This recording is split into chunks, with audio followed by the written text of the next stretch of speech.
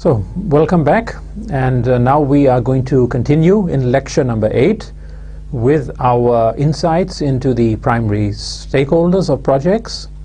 In the last lecture, I had covered the ins and outs of quite a number of specific stakeholders. What are their interests in projects, what are their functions, the roles and responsibilities which they have, and of course the issues, problems which may arise with them in the course of time.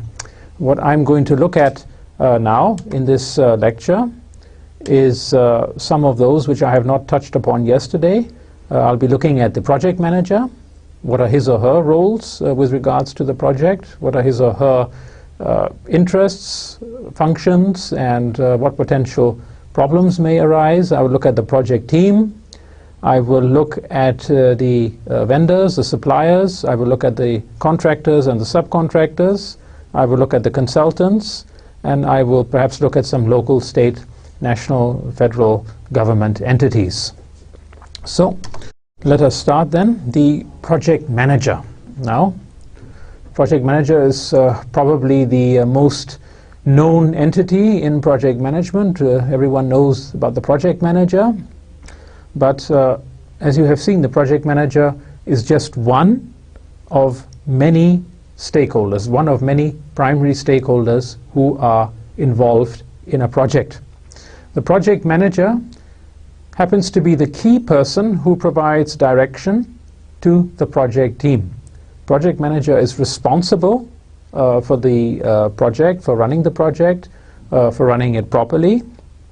The project manager leads the project team through the creation and execution of the project plan, obtains formal approval for it, monitors and reports on the progress of the project in relation to the project plan, and initiates action to ensure that the project stays on track. These are now some of the fundamental functions which a project manager has to perform. Every project, you know from your study of project management, must have a plan, a project management plan, sometimes called project implementation plan or project master plan. What this plan, which is the key deliverable of the planning phase, what this plan does is it lays the roadmap for the way in which the project is going to be executed. And a project management plan is it's a document. It can be a small document, it can be a very voluminous document, a very thick document, and normally it is composed of subsidiary plans. According to the PMI, the project management plan is composed of 9 subsidiary plans which reflect the 9 areas, the body of knowledge. But if you look at many project management plans from actual projects, then you will see that they also contain other plans which are different from the 9 knowledge areas. The 9 knowledge areas usually are there. There is a cost plan, for instance. There is a time plan or a schedule. There is a quality plan, there is a risk plan, there is a human resource plan. Many project documents, many project plans, you will find they also have a stakeholder plan to them and other plans also. So the project manager, who is by definition, or you would expect to be someone who has a lot of expertise with regards to the type of project which is being performed. If it's a construction project, you would expect the project manager to have a background in civil construction engineering. If it's an IT project, you would expect the project manager to have a IT-related background, software development, or something like that. If it's an archaeological conservation project, you would expect the project manager to have some background in archaeology, maybe history also. Now, this project manager has got the expertise and also should be having the experience. And the project manager's basic function is to help the project team, to guide them through the creation and execution of the project plan or the project management plan. It's a very important responsibility. The project manager also has to ensure that the project plan is accepted. It's passed by the higher stakeholders, those who are owning the project, those who are providing the resources for the project, those who have the authority and the power to decide whether to continue or not to continue the project. All this, the project manager has to obtain approval for the project management plan. The project manager has a monitoring role. The project manager has a reporting role to keep stakeholders informed how the project is progressing. Is it on track? Is it not on track? Why is it not on track? What corrective measures have to be taken, that is controlling and seeing that these corrective measures really are being taken. The project manager is normally responsible for the project's success or failure. And now this in itself, while it is widely accepted, it can be a little bit problematic. Suppose the project has failed, but the factors which have caused it to fail are totally outside the authority and the control of the project manager. Is it fair to blame the project manager for the failure of that project? Personally, I think it's not fair. But under normal circumstances, when you have access to the resources, you have access to the infrastructure, and when things are progressing as expected, and when the environmental factors are as expected, and if the project, despite all that, still fails, then one has to see and maybe look at the conduct of the project manager. Project manager has got a very big stake in a project, can make or break his or her career. The project manager has many other responsibilities as a very important stakeholder, as a key stakeholder in projects. The project manager, for example, responds for requests for changes to the project plan. And I had pointed out in the last lecture that sometimes requirements change, specifications change, needs change, and the project plan has to reflect such changes. And there is a whole process, the integrated change control process, which looks into such changes. The project manager has to facilitate the team process and the team cohesion. Remember, the project manager is at the head of a team of people who will be working under him or her. Some will be full-time throughout the duration of the project. Some will be part-time. Some will be only maybe for a limited duration or for a certain phase of the project. Anyway, the project manager, as the superior of this people who make up the team, the stakeholders who make up the team, the project manager has to see that they act as one cohesive, integrated unit which is striving to achieve the project goal.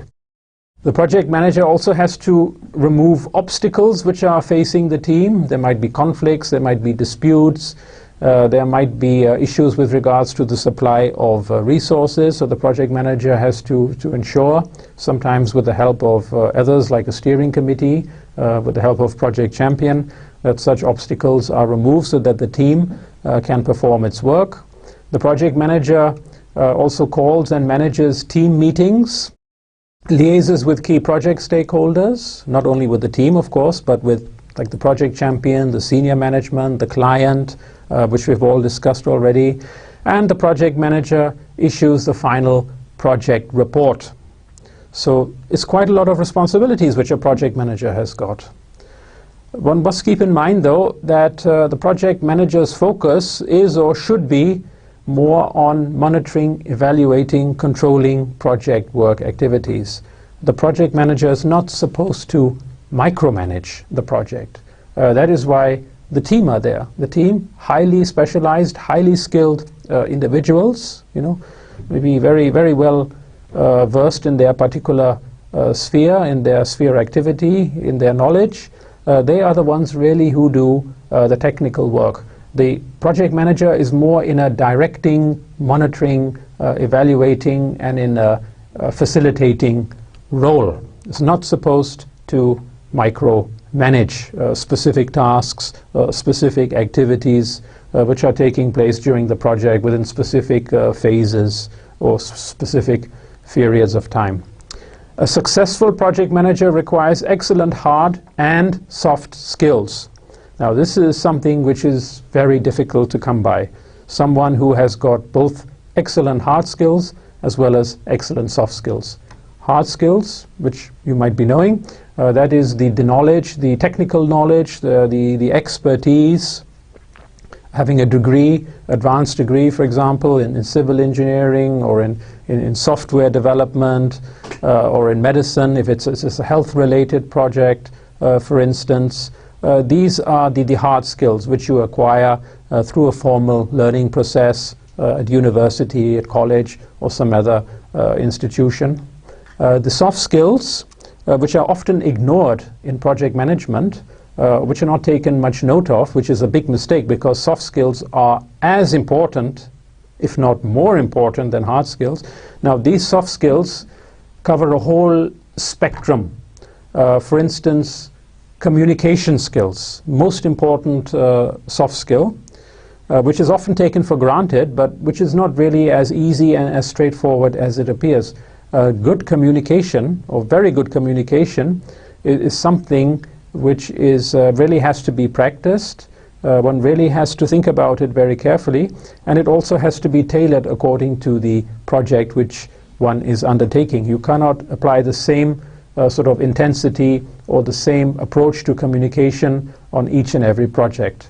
There are different stakeholders. Communication is the basis of interaction with stakeholders, and one has to modify the communication patterns accordingly. That is why in the project management plan you also have project communication plans, you have project communication strategies, which actually lay the groundwork for how communication will be taking place on that particular project. Besides communication, there are many other soft skills, being able to persuade people to come across to your point of view. If you believe that a particular approach to managing the project is the best approach, well, then you have to convince people. And in order to convince people, you have to have the charm, the personality, the approach, etc., in order to persuade them or to convince them. Emotional intelligence, it's another soft skill which is increasing in importance in management and also in project management. The ability to emphasize, the ability to put yourself in someone else's position, in someone else's shoes, as the expression goes, and to see things from their point of view, not always from your point of view. To see things from other people's point of view, how they would feel, how they would react, how they would think, and how you should behave to them accordingly. That is emotional intelligence. That is another sort of area which is getting increasing attention also in project management. So all these skills, hard skills, soft skills, is what you would expect from a very good project manager. Diplomacy is another very important skill, being able to manage different stakeholders in such a way that you do not antagonize any of them. You try to accommodate them, you try to deal with them in a manner in which they would be more responsive to your way of doing things, your ideas, and the way you want to go about doing things. So a project manager's job is actually very difficult, and a lot of these things you can, particularly the soft skills, are something which have to be really practiced. They have to evolve, mature over time. You can get some ideas if you're attending a course, but the real substance comes through your own initiative, through your own efforts, through your own experience, and of course always striving for self-improvement. So much for the project manager. Whole books have been written about the project manager and what the project manager should do, what the project manager shouldn't do. Okay, that's a whole subject in itself, but the project manager is a very important stakeholder. We also use the term key stakeholders for very important stakeholders who can have a big influence on the project. The project team is another stakeholder. The project team as a collective. The project team, of course, is composed of individuals who are also individually stakeholders, but the team as such is also considered as a stakeholder. The project team is very important in projects. It is at the front line of the project's initiation, planning, execution, closure, monitoring, evaluation, control phases. So in all these phases of a project, you will have the project team, and which is often composed of a core team. Those are those members which are there throughout the project, which are always relevant for the project, whose input is always required for the project. And then you also may have team members who are there part-time or who are providing input maybe at a certain point in time or for a certain period of time, but who are not there throughout the duration of the project. Now, there are different types of project teams in project management. Project teams can be, for example, of the cross-functional type. What is cross-functional? Well, as the name already suggests, different functional areas. For instance, you might have a team which is composed of people from some engineering department, which is composed of people from a marketing department, which is composed of people from a quality department. So there are different functional areas or sub-areas, and a cross-functional team is one which brings together people from different functional areas who all work together, who provide their input, their expertise, and it is through this combination of input and expertise from the different functional areas that the project is really brought about, that the project deliverables can be achieved. You also have got self-managed teams, which are very autonomous, and you have teams of the virtual type.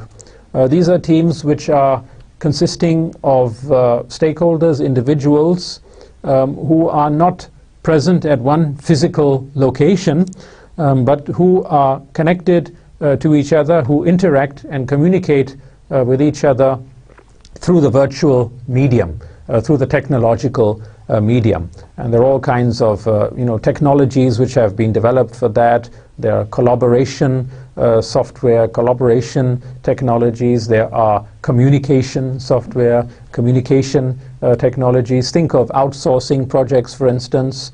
You have a team, some members of which would be on the North American continent, some of which may be in Europe, some which may be in Asia, and some which may be in Australia. They're all geographically dispersed across the globe. They're not sitting together in one particular building, one particular location, but they are still a team because they are interacting as such. They're working towards a common objective, a common goal, and they are using the medium of technology, which has become very advanced in recent years, in order to do their work, to interact with each other, to pass on their parts of the project and work on it jointly. Now, why do team members, what interest do they have in a project? What are their reasons for participating in a project? Well, there can be many interests, many reasons which drives team members to participate in projects. For example, financial incentives. There can be quite a large financial reward which is associated with the project. There might be special incentives. Maybe you get a nice office and you get transport facility and other incentives. There could be an element of promotion if you work on such and such projects, or if you work on so many projects over a certain period of time, well, then you will be promoted fast track, which could be a very big incentive. Some team members, they might be interested in participating in a project because it gives them an opportunity to learn new knowledge and develop new skills. Others might be interested because it presents an opportunity for networking, for forming new relationships. And for others, just the satisfaction of creating something which is new, because every project by definition is unique, and every project has to have some goal, it has to have some output, and then some outcomes and some impacts. And if you work on projects which are really first of a kind, the first time they have been done, certain types of R&D projects, for instance, well, then you also get the satisfaction that you have really worked on something which no one has ever worked on before. These could be some of the incentives, motivating factors, which really drive team members to participate and to perform their best on projects. Through their participation in the project, the team members, they provide their specialized expertise. For example, an engineer who has maybe a background in nano engineering or nanotechnology will provide that expertise. Another person, stakeholder, team member who has a background in software development using various types of software platforms, programming languages, will provide that expertise. There is the experience element, which is also provided, an innovative input that create quality deliverables within the given constraints, that is time, budget, etc. This is what the team members do. They provide their expertise, they provide their experience, they provide their inputs, and they provide innovative inputs that create such quality deliverables within the given set of constraints. The team ensures that project issues and project updates are communicated to the project manager and that interaction with other stakeholders to the required extent occurs.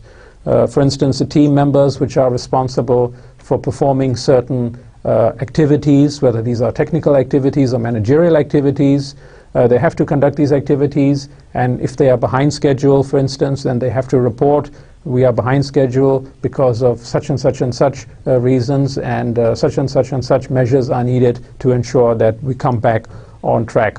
Or if the cost of activities is above the budgeted allocation for those activities, then the reasons, the team members have to say, well, these and these and these are the reasons, and this is what we can do about it. Of course, the team members, they have to interact with other stakeholders. As I pointed out, the project client, the project owner, has to be continuously interacted with by the project manager and the project team. Also, with other stakeholders who are related to their various disciplines, maybe to contractors and to subcontractors, depending on their field of specialization. Those team members which are in those respective areas of specialization, they would be expected to communicate accordingly. Teams, of course, can be a very powerful force if they are managed properly. The team as a cohesive, dynamic, innovative force, if it is managed properly, if the team members are encouraged, if they are motivated, if they are provided with the resources and the infrastructure and the facilities in order to perform their work, and they can achieve literally wonders. Of course, there are many drivers. There are also many barriers to team performance. Team performance can be driven. It can be facilitated. There are many driving factors. On the other hand, there are also many barriers which prevent teams from achieving their full potential, from achieving maximum performance. And the goal or the challenge really in project management for the project manager and for other key stakeholders is to identify the drivers which promote, which facilitate team performance, and to identify the barriers which threaten to inhibit or to obstruct team performance, and to manage them accordingly. So don't just assume, okay, you get a team of people together and they are going to perform wonders, they're going to make miracles for your project. It's not necessarily the case. You have to create a supportive environment. That is the job. The project manager and other key stakeholders like the project champion, the senior management, the steering committee, etc., they have to be aware and they have to see that this supportive environment is created. In this illustration which I have prepared for you over here, you see here this is a corporation. This symbolically, this represents a corporation. That is this big box at the top, Corporation X. And Corporation X has various functional areas, departments, human resources, finance, administration, marketing, engineering, manufacturing, procurement, etc., etc., etc. Each of these functional areas have got their sub-areas, their specialized sections, specialized units, functional sections, functional units. And what happens in the project team, in a cross-functional project team, is that people from these different functional areas and their sub-areas, they are siphoned off and they are put together as a team. And this is represented here in the bottom right corner in this box. Here you can see the different colors representing team members from different areas. Like, for example, over here, this is from engineering. This one here, this yellow one, is from procurement. This green one is from manufacturing. And this very light green one is from marketing. So you have all these people who have been put together as a team. And the interesting thing about this team is that, here you can see that when they are a team, they all are in direct communication and interaction with each other. You see these white lines over here, they mean relationships, especially interactional, communicational relationships. And here you can see that every team member can directly interact with the other team member. So one of the benefits here is that, by this quick sharing of information and transfer of expertise and insights and knowledge, the team members can, quickly and in a coordinated, integrated manner, they can do their project activities, they can do their project assignments. If all these people were left in their respective functional areas, it may have been very difficult to communicate with each other, because here they may be all at one location. It might be a separate office, it might be a separate building with its own specific infrastructure, which is very good for communication, for sharing of information and for coordination. Here, in their different functional areas, they might have been maybe geographically dispersed, they might have been in different buildings, and there are no really direct lines of communication like they are over here. It would have taken longer to interact, to communicate. Information might have got lost along the way. Decision making also would have taken a longer time. But here, as a project team, they have got all the prerequisites to work together quickly and closely in an integrated manner. And when the project is over, probably all these people who are working on the project, they will then be reassigned back to their functional areas. Quite possibly some may be reassigned then to other projects which are in planning or which are going to be shortly initiated. So much for the team, and also whole books have been written on the subject of project teams, the do's and the don'ts, what to do to get the best out of your teams, and what not to do and what to avoid and so forth. People are people. People, they have different ways of reacting. They have different interests, as I have pointed out, the project team members. So you really have to see things in a project-specific context. Such publications are useful as a reference, but what applies very well in one project may not apply very well in terms of team management in another project. Anyway, moving on now to the project consultant, which is a very important stakeholder. Many projects make use of consultants, and you just have to open up the newspaper on the weekend and you will see all kinds of ads there, consultants required here, consultants required there, request for proposal from a consultant here, and so forth. They have a very important role to fulfill on projects. Project consultants, as I had pointed out in a preceding lecture, one of the preceding lectures, you can have project consultants who are just individuals, single people, like you and me, and they may be performing just one, they might be performing two or a few tasks on a project, very specialized, maybe quality control, or maybe information management, or maybe advice with regards to risk, or maybe some mentoring function. So you can have individuals who are performing one few specialized tasks.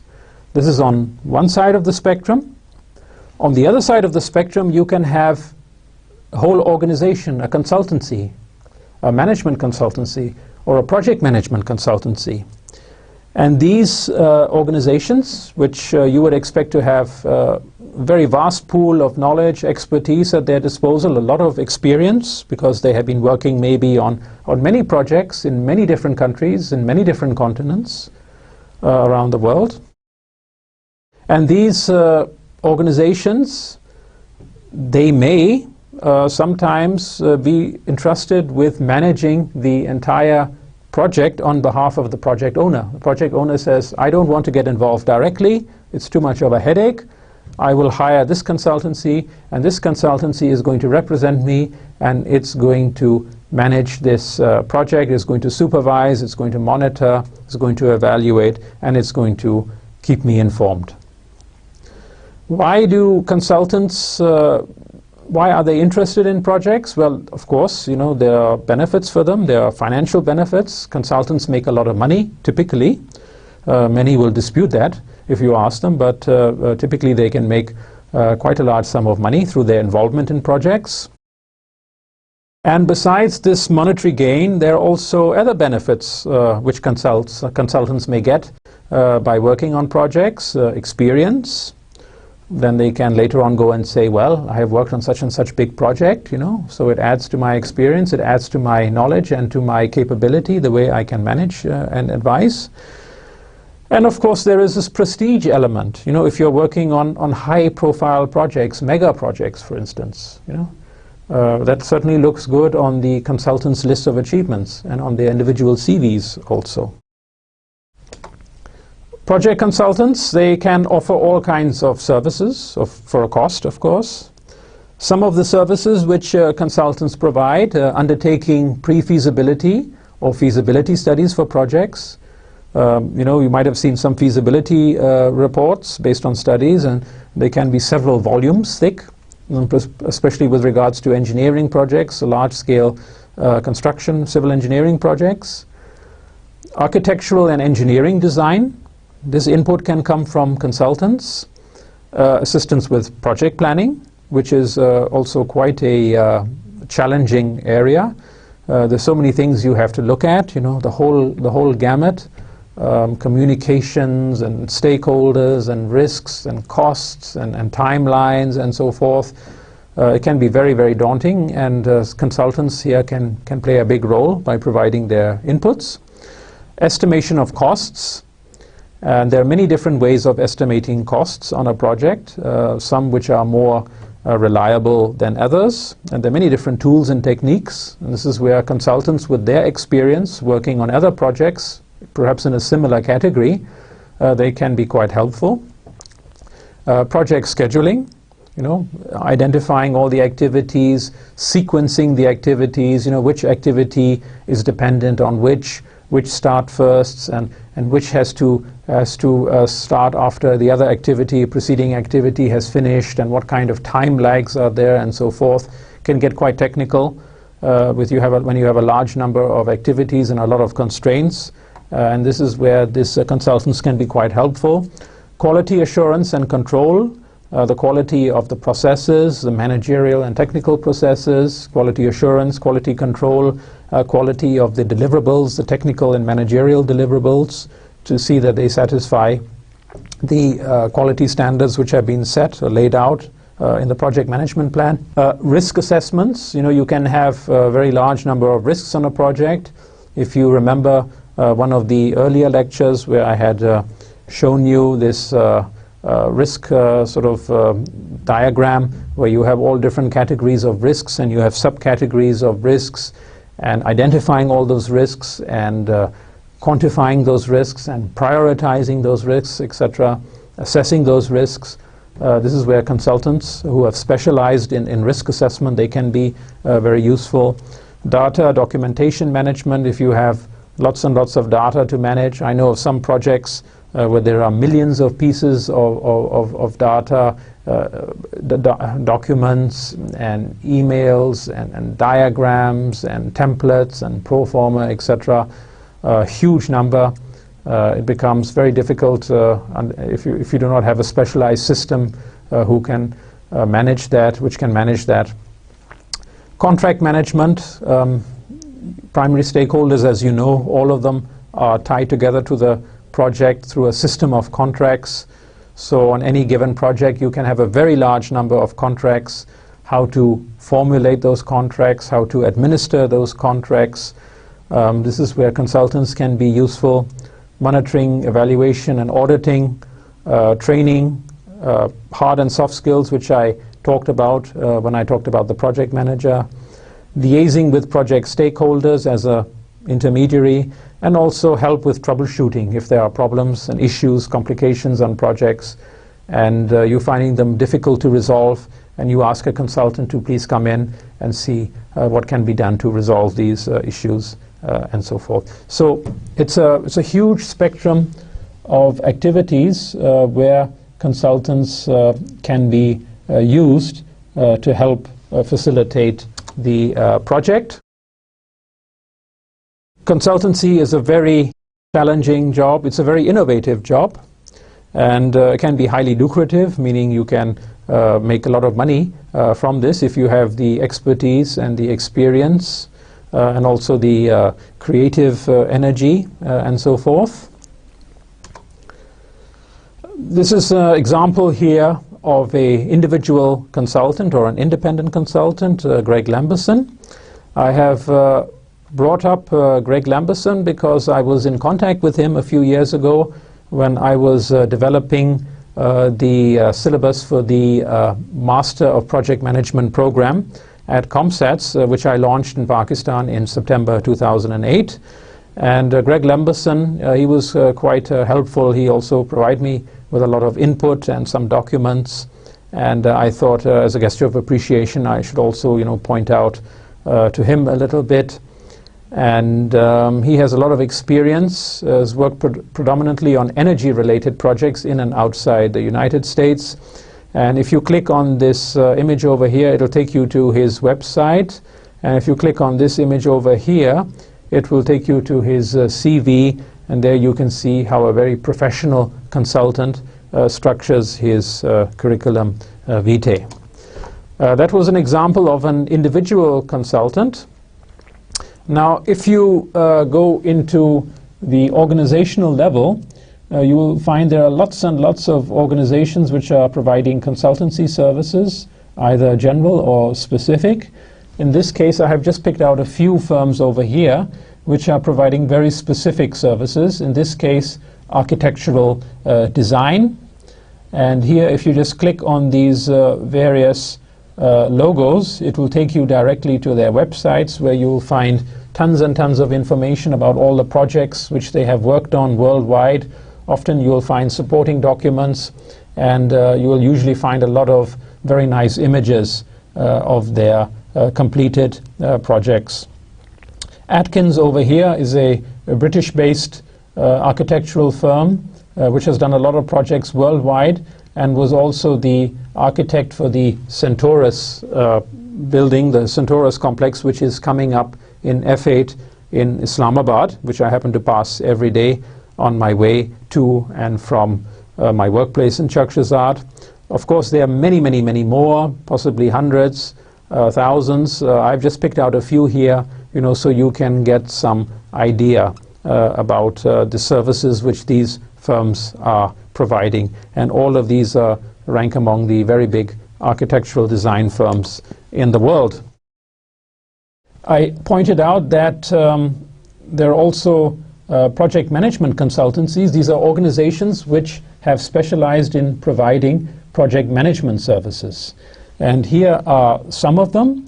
You may recognize this one over here, NESPAC from Pakistan, National Engineering Services Pakistan Limited, which provides a lot of project management consultancy for projects in and outside Pakistan. And if you click on this link, it will take you there. These are just a few more examples. I have many in my database, but I did not want to clutter up the slide over here. So if you just click on some of them, it will take you to their websites.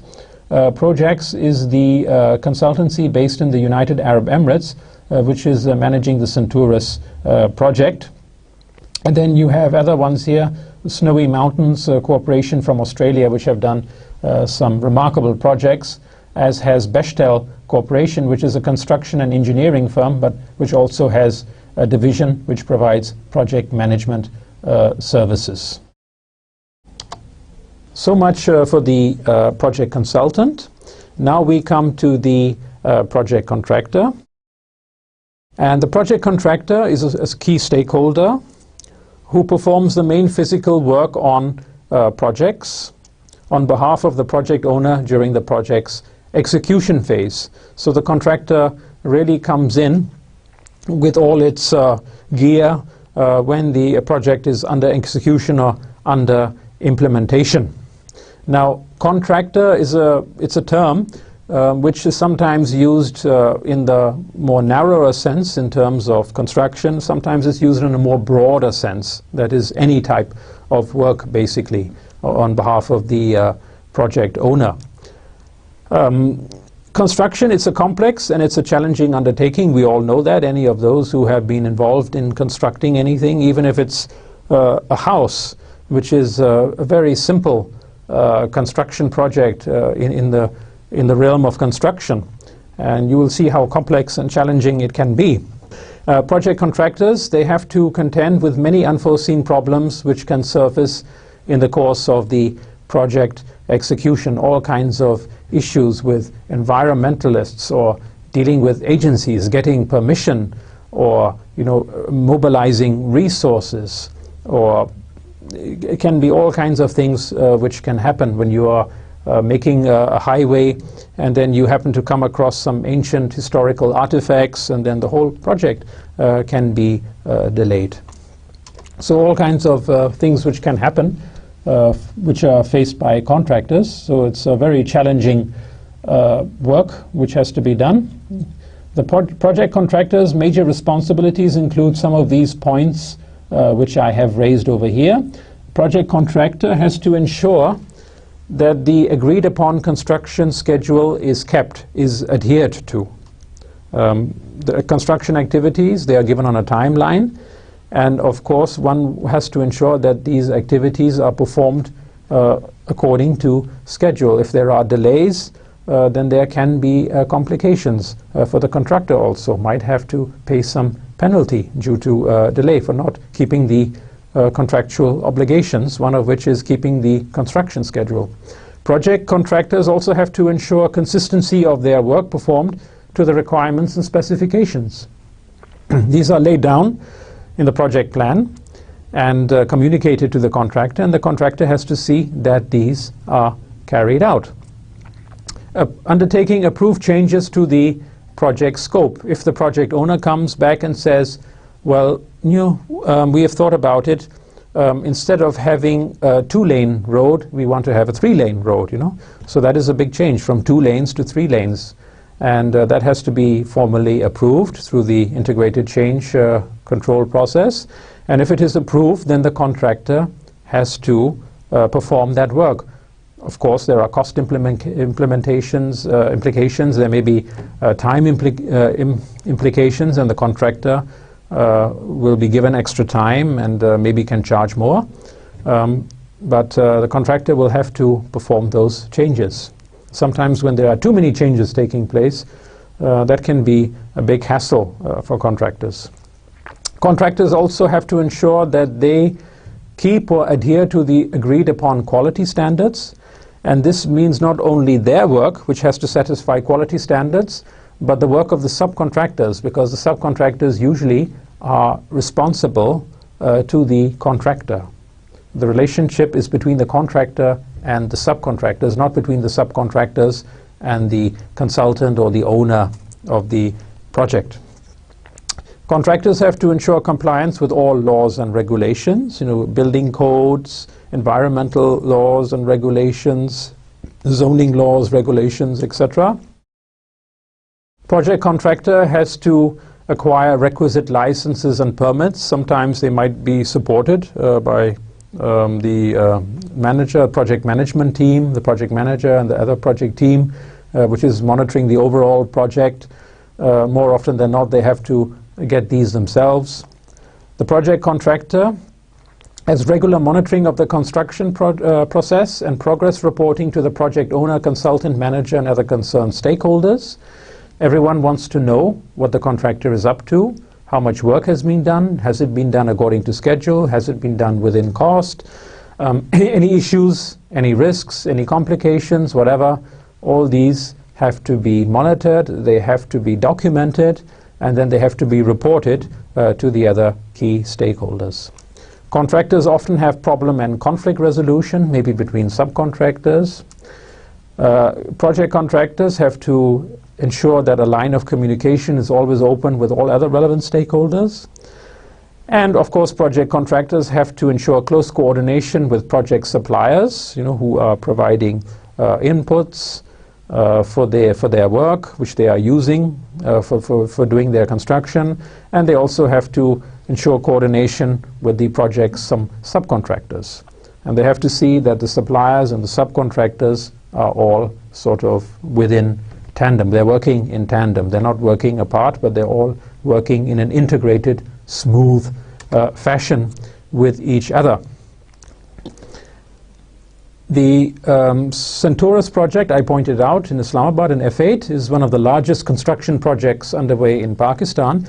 Okay, originally they had planned to build an office building, apartment building, a hotel complex, a shopping mall, all of which was supposed to be 6 or 7 star, which you cannot have because the highest number of stars is 5 star.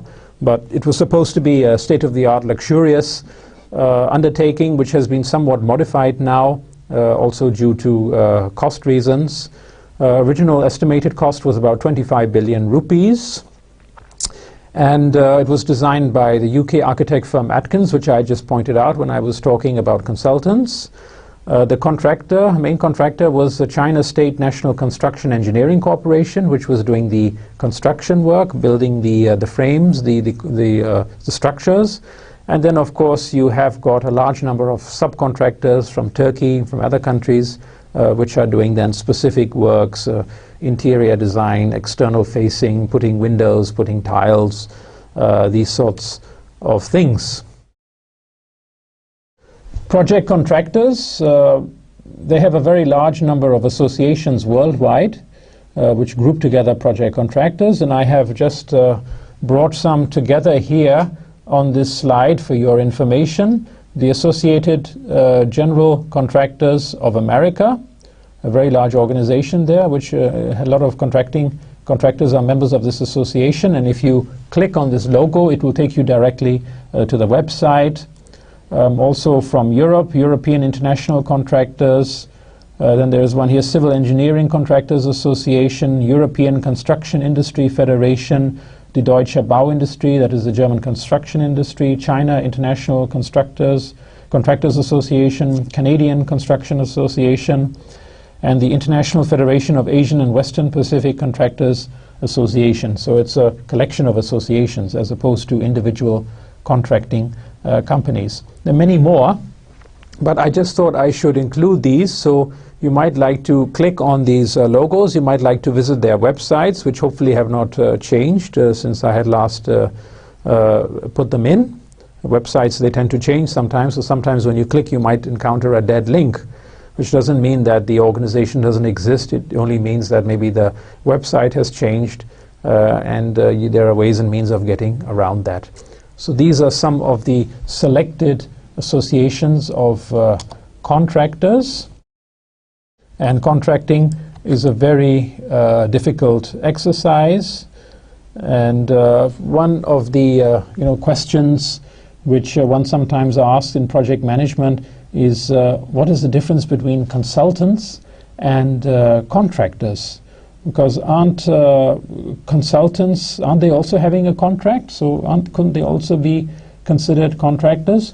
Well, yes, consultants do have a contract with a project, but their focus is different. What consultants basically do is they provide sort of more or less like conceptual input, design input. They show how things can or should be done on a project.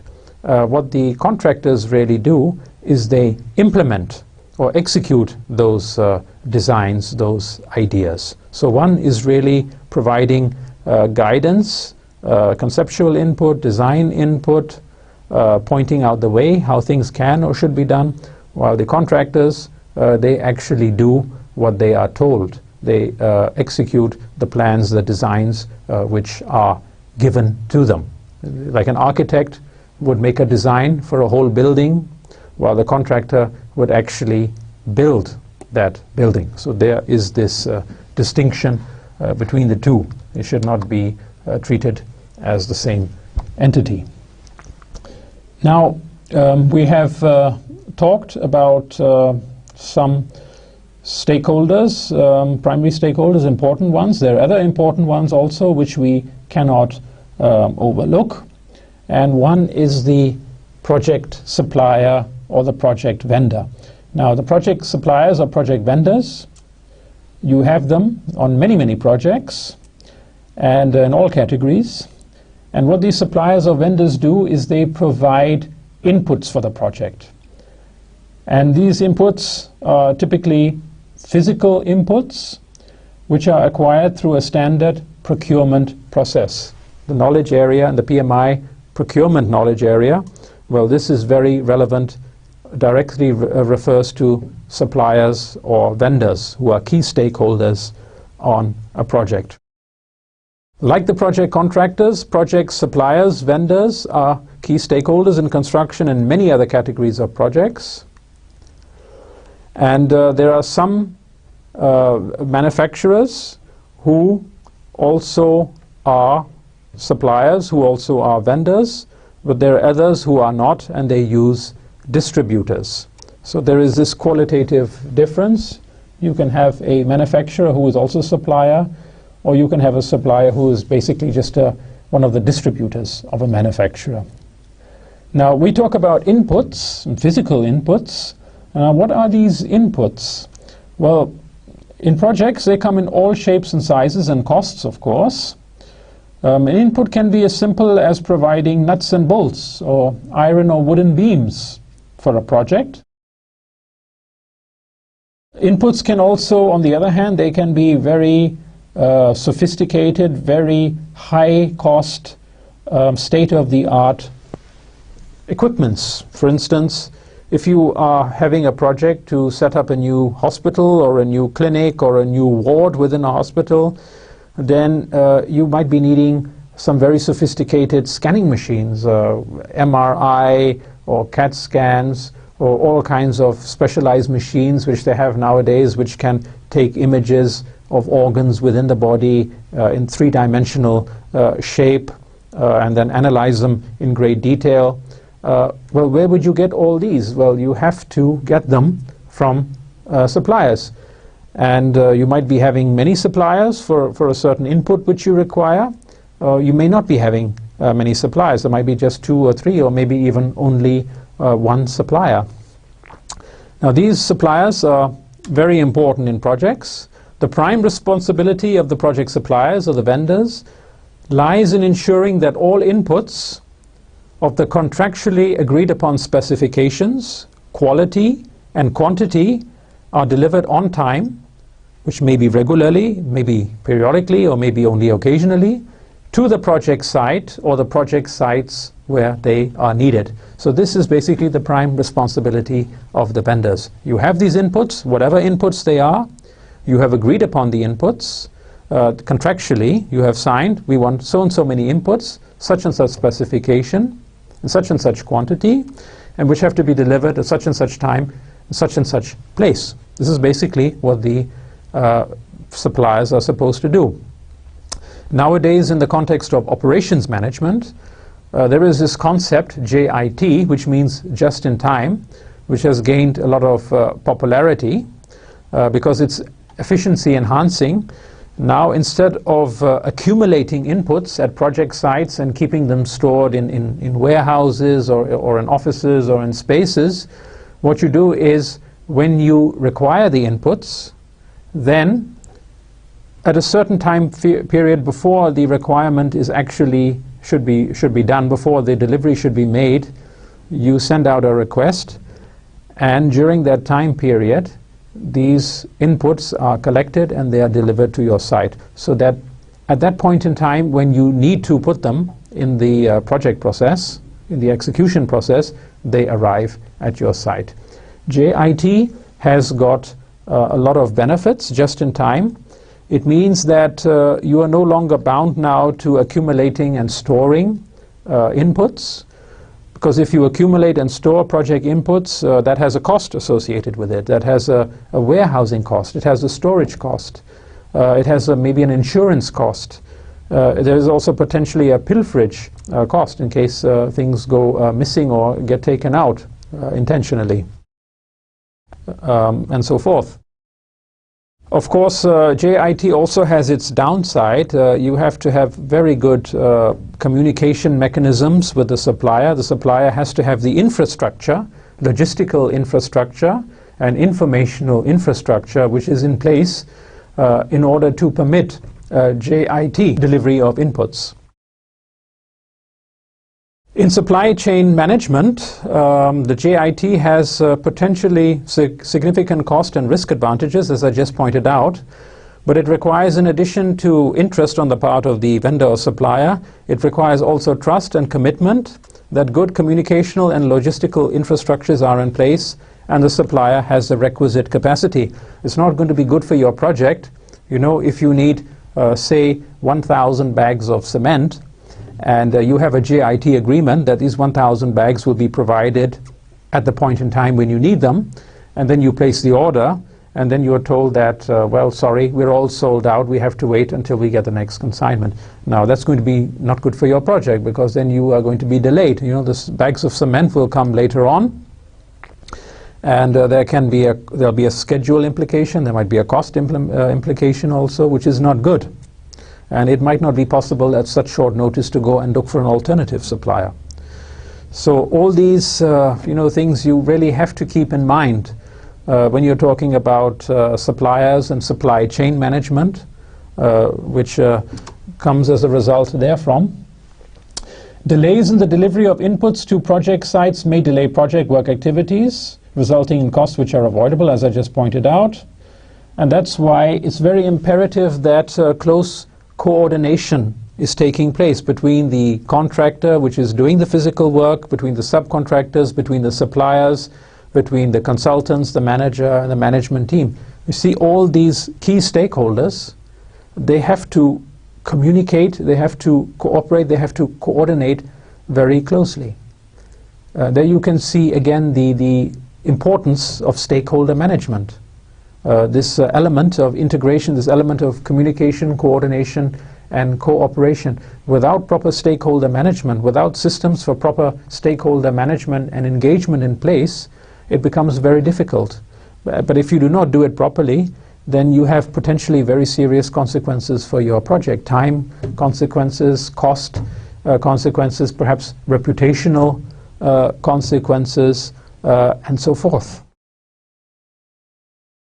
Now, what are the interests of the project suppliers or vendors in projects? Of course, they would like to win orders, because winning orders, you know, it's good for their business, brings income, makes profit for them, maybe secures future orders. They're interested in the timely payment for goods provided, you know. When they provide the goods, they don't want to wait 6 months or 1 year or 2 years, you know, for their payment to be made. They want it to be made in a timely manner, which of course will be specified in the contract. Project suppliers, they would like to be involved in high-profile projects, because then they can go and tell future prospective clients, now look, I was selected to provide inputs for such and such mega project or such and such large significant project. It shows that I'm a good vendor. Building business relationships, you know, getting new contacts. When you're involved in such projects, you make new contacts, and through these new contacts you can again make other contacts, which is good for business. Having the client's cooperation, that is important for vendors. They don't want to work together with people who are stakeholders who are uncooperative or uncommitted. And of course, they would like to reduce their contractual risks. Everyone wants to reduce their risk, and a contract is a good way of managing risk. That is a whole subject area in itself, contract management. But vendors, of course, would like to reduce their contractual risks. This is their big interests, also with regards to their participation in projects and programs. The project supplier or vendor, let us now look at one more last thing before we break up for the day and then meet again in lecture number 9. Traditionally, contact between prospective project suppliers, vendors, and the project is established through the media interface. All of you, hopefully, keeping up with newspapers, you're reading newspapers. If you look in newspapers, you will find very large number of such examples as I have given over here: invitation for quotations. That is, when some organization, public sector agency or commercial organization is doing some project and they need inputs for this particular project. In this case here, supply and installation of air conditioners. This would be the input.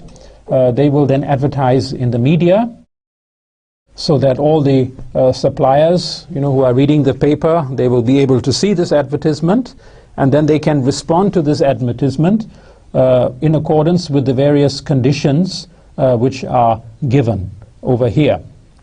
This example I have taken here from the news, June 26, 2010, which invites prospective suppliers, vendors to provide air conditioning units for a government building being constructed in Muzaffarabad. And here it's very small, so it's very difficult. I can't show you on the screen, but if you look at the PowerPoint slide over here, then you will see all the details. The descriptions are given over here: how many units, quantity, 1 ton, 1.5 ton, 2 ton, 12 units of 1 ton, 8 units of 1.5 ton, and 18 units of 2 ton. This is what is required. With specifications are given here: BTU, HR, power consumption, watts, etc. There is also a provision here for earnest money. Earnest money means that those who are going to bid, who are going to offer quotations, they have to provide this to show their seriousness in providing these inputs, not that they are just giving this and then disappearing from the scene. Various conditions are given over here. Quotations must be valid for 30 days and must accompany with the earnest money, etc., etc. Minimum warranty: compressor 3 years, other parts 1 year, detailed technical literature, etc. Authorization in favor of agent, dealer to quote, and so forth. All kinds of conditions nowadays. And I would refer you in this regard also to look up the procurement laws. There are procurement laws. There's a national law in Pakistan. There are also provincial procurement laws which are consistent with each other. How procurement is done with regards to the public sector, of course. And it's a fascinating subject. It's a whole course module basically in itself, the module of procurement, under which this project suppliers and vendors come under. Anyway, this was all what I had to tell you for today, for this lecture, with regards to the project primary stakeholders. And you have seen now that we have covered quite a large number of primary stakeholders, and all of them have got multiple, multi-dimensional interests as well as roles and responsibilities in any project in which they are involved in. And the challenge in stakeholder management and engagement is to manage all these interests, is to see that all these roles, responsibilities are being taken care of in such a manner that the project is being facilitated and not being obstructed. There is nothing more difficult on a project than stakeholder management. Technical issues of course are also there, and they also can be very complex, but usually they can be resolved with some good knowledge, some good insights, some creative energy. But managing stakeholders, the people dimension, the group dimension, the organizational dimension, that is very difficult indeed. So what we will be doing in the next class, or in the next two classes rather, lectures 9 and lectures 10, is I'm going to be talking about the secondary project stakeholders. We've talked now a lot about the primary stakeholders. What we want to do now is talk about the secondary ones. And just as there are so many primary stakeholders on a project, there are also a very large number of secondary ones. And dealing with these secondary stakeholders is also very complex and daunting. Sometimes it's even more complex and more challenging and daunting because they are outside the control of the primary stakeholders. The primary stakeholders, they all have their defined responsibilities, their obligations, their contractual obligations to the project. They have an interest in seeing, or should be having an interest in seeing, that the project is being carried out successfully. In the case of the secondary stakeholders, there is no such obligation. They may support the project, they may go all out to support your project. Some of them may go all out to oppose and to destroy your project. That's why it becomes very challenging, and this is going to be the subject material of the next two classes. So that's it for today. Thank you very much for attending, for paying attention, and I'll be seeing you all in the next class.